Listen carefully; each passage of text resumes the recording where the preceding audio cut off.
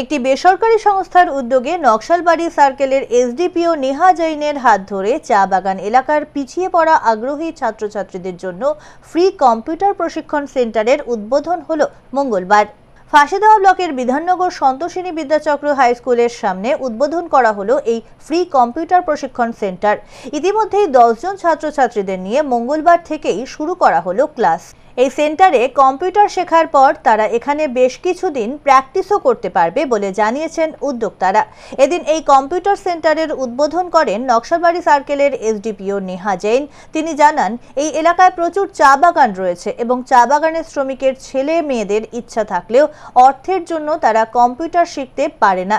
যদি এই কম্পিউটার প্রশিক্ষণ সেন্টারটি ঠিকঠাকভাবে চালু হয় তাহলে এলাকার প্রচুর গরিব পিছিয়ে পড়া ছাত্রছাত্রীদের উপকার হবে। এই কম্পিউটার প্রশিক্ষণ সেন্টার চালু করার উদ্যোগকে তিনি সাধুবাদ জানিয়েছেন। फ्री कंप्यूटर लर्निंग क्लासेस रखेंगे एवरी एज ग्रुप के लिए।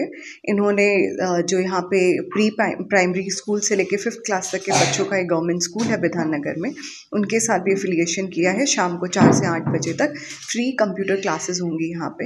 इनफैक्ट बच्चों के लिए एक लर्निंग एक्सपीरियंस होगा। मुझे लगता है कि बहुत अच्छा इनिशिएटिव है ये बरगज फाउंडेशन का।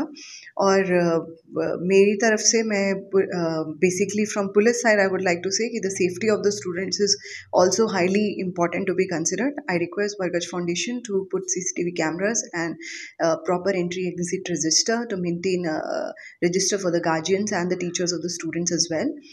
And teachers profile also should be maintained properly by the foundation.